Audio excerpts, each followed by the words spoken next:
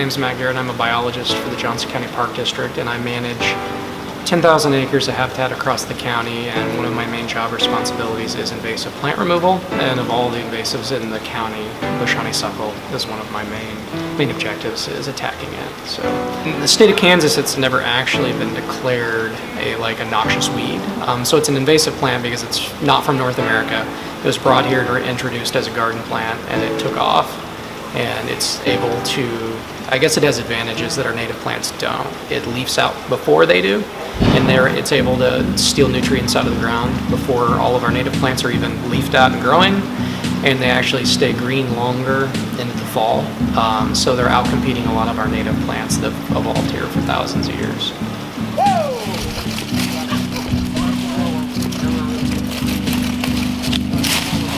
My name is Laura McHenry, and honeysuckle outcompetes many of the other plants that should be there.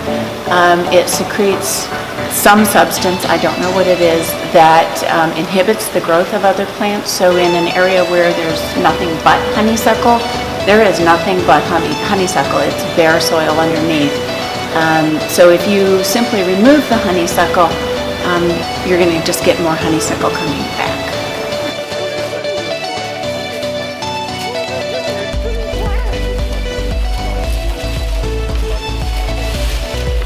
To allow the native plants to grow, our native birds and mammals and other creatures, and most especially butterflies and honeybees, all kinds of bees, need the plants that they evolved with to use. And honeysuckle cannot provide that for them. My name's Connie Chapman. Honeysuckle is taking over all of our wildlands, and it is a huge problem that for some reason is being ignored.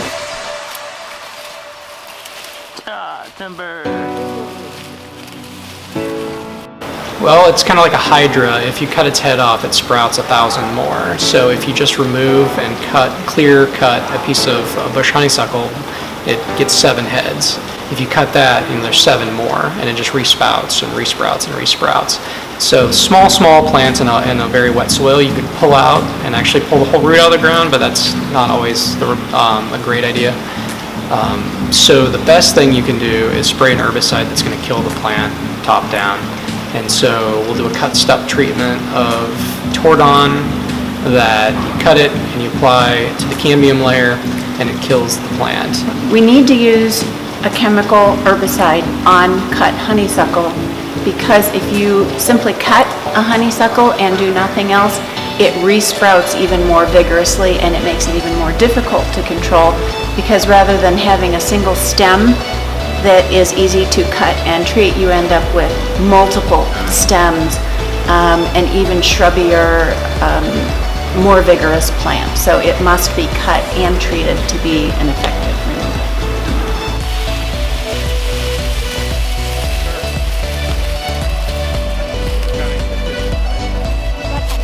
My name is Brandon McBride. There's a lot of demand. Because, like I said before, it's a daunting task. It's very time-consuming.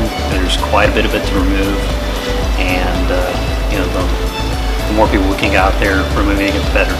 I think there's an endless demand for people to do this.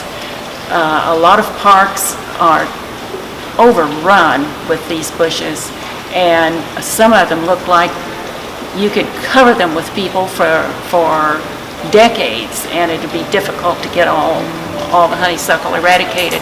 It's discouraging to think we might possibly be on a losing battle, but the answer is to keep working at it. And I kind of looked at it as, okay, this is manual labor, anybody can do this. Do I really want to do that? But I have gone out there, and yes, it's hard, it's labor, but there's kind of a spiritual aspect to it that keeps you going, and when you're with a group of like-minded people, it's a neat experience. Well, I know Kansas City Wildlands is constantly looking for people to help eradicate this.